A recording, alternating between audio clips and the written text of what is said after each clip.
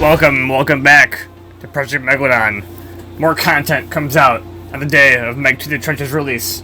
But this video is actually not going to be related to the movie, which is probably a surprise. But more information on our favorite animal. And for the first time in a long time, a video on an article that I have not known about yet.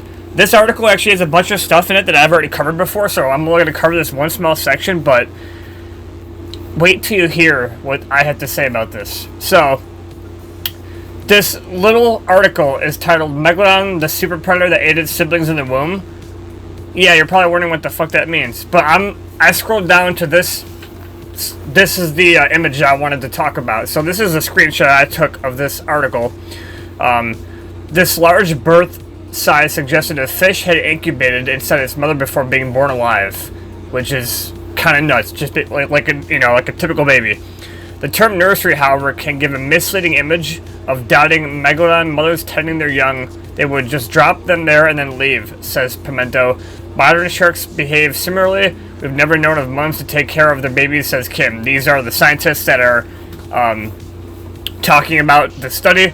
Further clues to Megalodon reproduction emerged in 2020, studied by Shimada and his colleagues. They studied a rare set of preserved vertebrae. The Megalodon in question was estimated to be 9.2 meters or 30.2 feet long, which is pretty small. The team examined growth bands in the vertebrae, a bit like tree rings. These revealed that the animal died at the age of 46 years old, but also showed that the creature had measured around 6.6 feet long when it was born. Excuse me? Let that sink in. Let me read that one more time. These revealed that the animal died at the age of 46 years old, but also showed that the creature had measured around 2 meters or 6.6 feet long when it was born. The Megalodon baby. We're talking about a fetus here. So picture a fetus when it comes out of the mother. You know, like ounces, maybe a couple pounds, and I don't even know how big babies are anymore. Like 18 inches, you know, like pretty tiny.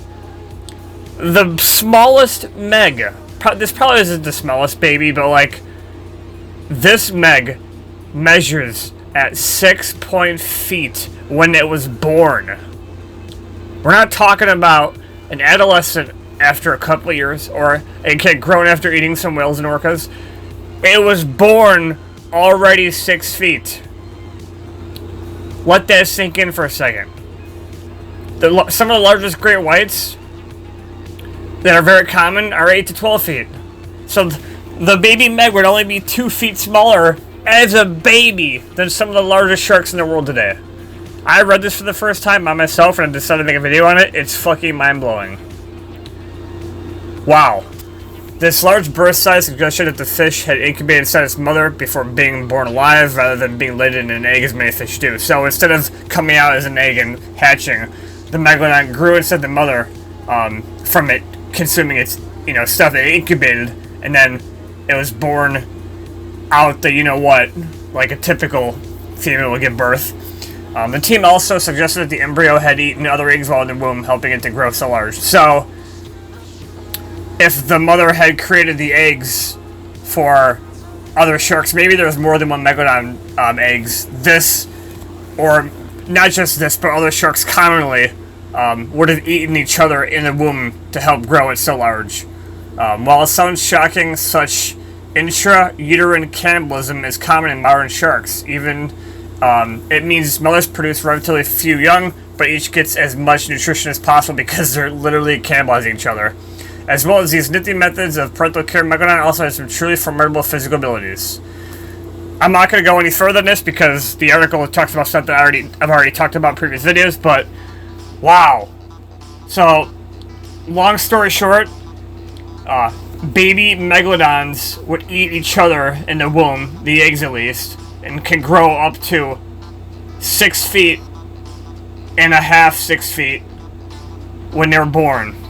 I can't get over a 6.6 foot 6.6 foot Megalodon being born as a fetus. I know I've repeated that like literally 6 times, but that is so freaking mind-blowing to me. Guys, I'm gonna wrap up this video. I hope you thought that was intriguing. I just think it's wild that we keep learning new stuff, and I didn't know that up until now, so that blew my mind. If you can, like the video, subscribe to the channel. Let's make this the largest channel, the largest Trans-Oceanic Super Predator on the planet. Megalodon. 60 feet of pure terror. But that's not gonna wrap it up the video, guys. If you're going into that water, stay the fuck out of that deep. And I'll see you